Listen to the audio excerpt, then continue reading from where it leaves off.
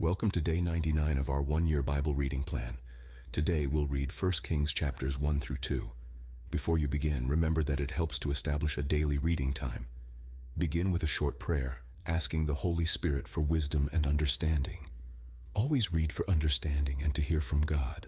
Not just to finish today's reading, please like, subscribe, and share this video to bless someone else. Now let's begin. 1 Kings chapter 1. Verse 1.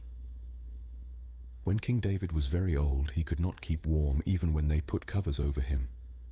So his attendants said to him, "Let us look for a young virgin to serve the king and take care of him. She can lie beside him so that our lord the king may keep warm." Then they searched throughout Israel for a beautiful young woman and found Abishag, a Shunammite, and brought her to the king. The woman was very beautiful. She took care of the king and waited on him, but the king had no sexual relations with her.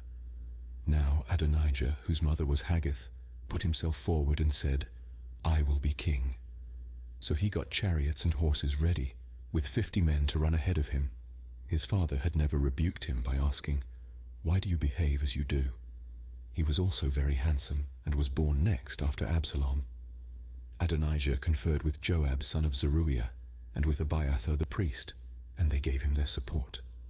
But Zadok the priest, Benaiah son of Jehoiada, Nathan the prophet, Shimei, and Ray, and David's special guard, did not join Adonijah. Adonijah then sacrificed sheep, cattle, and fattened calves at the stone of Zoeleth, near On-Rogel. He invited all his brothers, the king's sons, and all the royal officials of Judah, verse 10. But he did not invite Nathan the prophet, or Benaiah, or the special guard, or his brother Solomon. Then Nathan asked Bathsheba, Solomon's mother, "Have you not heard that Adonijah the son of Haggith has become king, and our lord David knows nothing about it? Now then, let me advise you how you can save your own life and the life of your son Solomon. Go in to King David and say to him, 'My lord the king, did you not swear to me, your servant? Surely Solomon your son shall be king after me, and he will sit on my throne. Why then has Adonijah become king? While you are still there talking to the king, I will come in and add my word to what you have said.'" So Bathsheba went to see the aged king in his room, where Abishag the Shunammite was attending him. Bathsheba bowed down, prostrating herself before the king. "What is it you want?" the king asked. She said to him, "My lord, you yourself swore to me, your servant, by the Lord your God, 'Solomon, your son shall be king after me, and he will sit on my throne.' But now Adonijah has become king, and you, my lord the king, do not know about it. He has sacrificed great numbers of cattle, fattened calves and sheep, and has invited all the king's sons, Abiathar the priest and Joab the commander of the army, but he has not invited Solomon your servant." Verse 20. "My lord the king, the eyes of all Israel are on you, to learn from you who will sit on the throne of my lord the king after him. Otherwise, as soon as my lord the king is laid to rest with his ancestors, I and my son Solomon will be treated as criminals." While she was still speaking with the king, Nathan the prophet arrived, and the king was told, "Nathan the prophet is here." So he went before the king and bowed with his face to the ground. Nathan said, "Have you, my lord the king, declared that Adonijah shall be king after you, and that he will sit on your throne? Today he has gone down and sacrificed great numbers of cattle, fattened calves and sheep. He has invited all the king's sons, the commanders of the army, and Abiathar the priest. Right now they are eating and drinking with him and saying, 'Long live King Adonijah.' But me, your servant, and Zadok the priest, and Benaiah son of Jehoiada, and your servant Solomon he did not invite. Is this something my lord the king has done without letting his servants know who should sit on the throne of my lord the king after him?" Then King David said, "Call in Bathsheba." So she came into the king's presence and stood before him. The king then took an oath, "As surely as the Lord lives, who has delivered me out of every trouble," verse 30, "I will surely carry out this very day what I swore to you by the Lord, the God of Israel. Solomon, your son, shall be king after me, and he will sit on my throne in my place." Then Bathsheba bowed down with her face to the ground, prostrating herself before the king, and said, "May my lord King David live forever." King David said, Call in Zadok the priest, Nathan the prophet, and Benaiah son of Jehoiada." When they came before the king, he said to them, "Take your lord's servants with you, and have Solomon my son mount my own mule, and take him down to Gihon. There have Zadok the priest and Nathan the prophet anoint him king over Israel. Blow the trumpet and shout, 'Long live King Solomon.' Then you are to go up with him, and he is to come and sit on my throne and reign in my place. I have appointed him ruler over Israel and Judah." Benaiah son of Jehoiada answered the king, "Amen. May the Lord, the God of my lord the king, so declare it. As the Lord was with my lord the king, so may he be with Solomon, to make his throne even greater than the throne of my lord King David." So Zadok the priest, Nathan the prophet, Benaiah son of Jehoiada, the Kerethites and the Pelethites went down and had Solomon mount King David's mule, and they escorted him to Gihon. Zadok the priest took the horn of oil from the sacred tent and anointed Solomon. Then they sounded the trumpet, and all the people shouted, "Long live King Solomon." Verse 40. And all the people went up after him, playing pipes and rejoicing greatly, so that the ground shook with the sound. Adonijah and all the guests who were with him heard it as they were finishing their feast. On hearing the sound of the trumpet, Joab asked, "What's the meaning of all the noise in the city?" Even as he was speaking, Jonathan son of Abiathar the priest arrived. Adonijah said, "Come in. A worthy man like you must be bringing good news." "Not at all," Jonathan answered. "Our Lord King David has made Solomon king.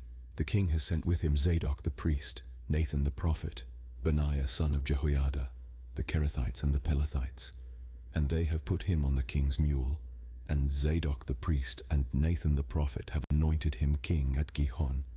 From there they have gone up cheering, and the city resounds with it. That's the noise you hear.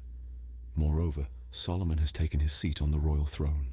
Also the royal officials have come to congratulate our Lord King David, saying, 'May your God make Solomon's name more famous than yours, and his throne greater than yours.'" And the king bowed in worship on his bed and said, "Praise be to the Lord, the God of Israel, who has allowed my eyes to see a successor on my throne today." At this, all Adonijah's guests rose in alarm and dispersed. Verse 50. But Adonijah, in fear of Solomon, went and took hold of the horns of the altar. Then Solomon was told, "Adonijah is afraid of King Solomon, and is clinging to the horns of the altar. He says, 'Let King Solomon swear to me today that he will not put his servant to death with the sword.' Solomon replied, 'If he shows himself to be worthy, not a hair of his head will fall to the ground. But if evil is found in him, he will die.' Then King Solomon sent men, and they brought him down from the altar. And Adonijah came and bowed down to King Solomon. And Solomon said, 'Go to your home.'" 1 Kings chapter 2, verse 1. When the time drew near for David to die, he gave a charge to Solomon his son. "I am about to go the way of all the earth," he said. "So be strong, act like a man, and observe what the Lord your God requires. Walk in obedience to him, and keep his decrees and commands, his laws and regulations, as written in the law of Moses. Do this so that you may prosper in all you do, and wherever you go, and that the Lord may keep his promise to me. If your descendants watch how they live, and if they walk faithfully before me with all their heart and soul, you will never fail to have a successor on the throne of Israel. Now you yourself know what Joab son of Zeruiah did to me, what he did to the two commanders of Israel's armies, Abner son of Ner and Amasa son of Jether. He killed them, shedding their blood in peacetime as if in battle, and with that blood he stained the belt around his waist and the sandals on his feet. Deal with him according to your wisdom, but do not let his grey head go down to the grave in peace. But show kindness to the sons of Barzillai of Gilead, and let them be among those who eat at your table. They stood by me when I fled from your brother Absalom. And remember, you have with you Shimei son of Gera, the Benjamite from Bahurim, who called down bitter curses on me the day I went to Mahanaim. When he came down to meet me at the Jordan, I swore to him by the Lord, I will not put you to death by the sword. But now do not consider him innocent. You are a man of wisdom. You will know what to do to him. Bring his grey head down to the grave in blood. Verse 10. Then David rested with his ancestors and was buried in the city of David. He had reigned 40 years over Israel, 7 years in Hebron and 33 in Jerusalem. So Solomon sat on the throne of his father David, and his rule was firmly established. Now Adonijah, the son of Haggith, went to Bathsheba, Solomon's mother. Bathsheba asked him, "Do you come peacefully?" He answered, "Yes, peacefully." Then he added, "I have something to say to you." "You may say it," she replied. "As you know," he said, "the kingdom was mine. All Israel looked to me as their king. But things changed, and the kingdom has gone to my brother, for it has come to him from the Lord. Now I have one request to make of you. Do not refuse me." "You may make it," she said. So he continued, "Please ask King Solomon. He will not refuse you to give me Abishag the Shunammite as my wife." "Very well," Bathsheba replied. "I will speak to the king for you." When Bathsheba went to King Solomon to speak to him for Adonijah, the king stood up to meet her, bowed down to her, and sat down on his throne. He had a throne brought for the king's mother, and she sat down at his right hand. Verse 20. "I have one small request to make of you," she said. "Do not refuse me." The king replied, "Make it my mother, I will not refuse you." So she said, "Let Abishag the Shunammite be given in marriage to your brother Adonijah." King Solomon answered his mother, "Why do you request Abishag the Shunammite for Adonijah? You might as well request the kingdom for him. After all, he is my older brother. Yes, for him and for Abiathar the priest and Joab son of Zeruiah." Then King Solomon swore by the Lord, "May God deal with me, be it ever so severely, if Adonijah does not pay with his life for this request. And now, as surely as the Lord lives, he who has established me securely on the throne of my father David, and has founded a dynasty for me as he promised, Adonijah shall be put to death today." So King Solomon gave orders to Benaiah son of Jehoiada, and he struck down Adonijah, and he died. To Abiathar the priest the king said, "Go back to your fields in Anathoth.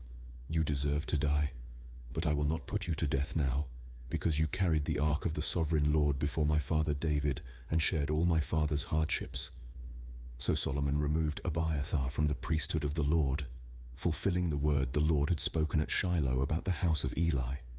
When the news reached Joab, who had conspired with Adonijah, though not with Absalom, he fled to the tent of the Lord and took hold of the horns of the altar.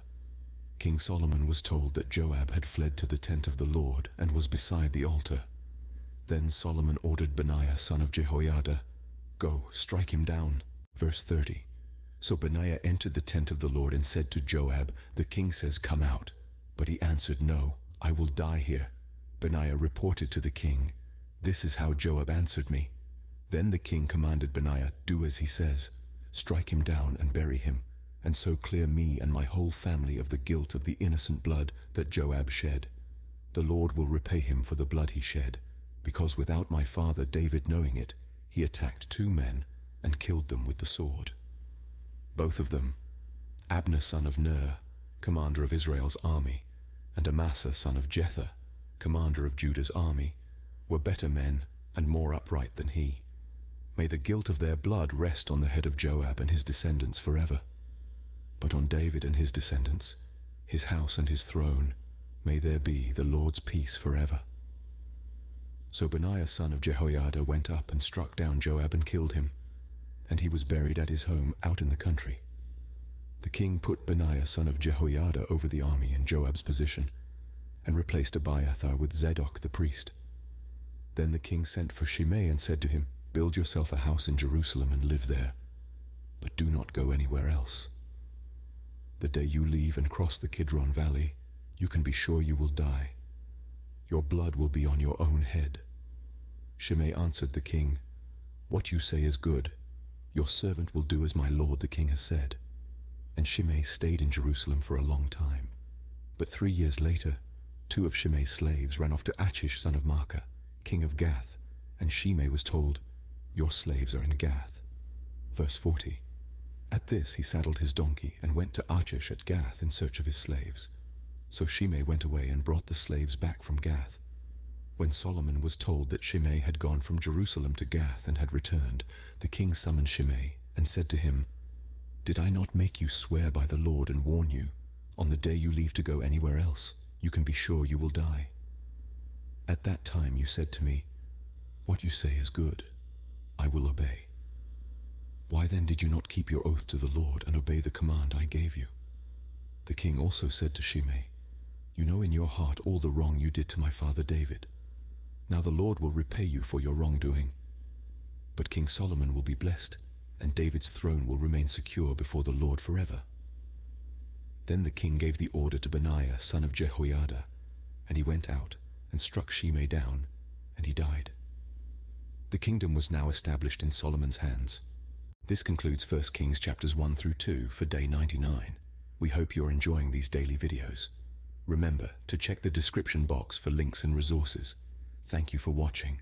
Please like, share, and subscribe. Your support helps spread God's word to reach more people on YouTube. We'll see you in the next video for our day 100 reading.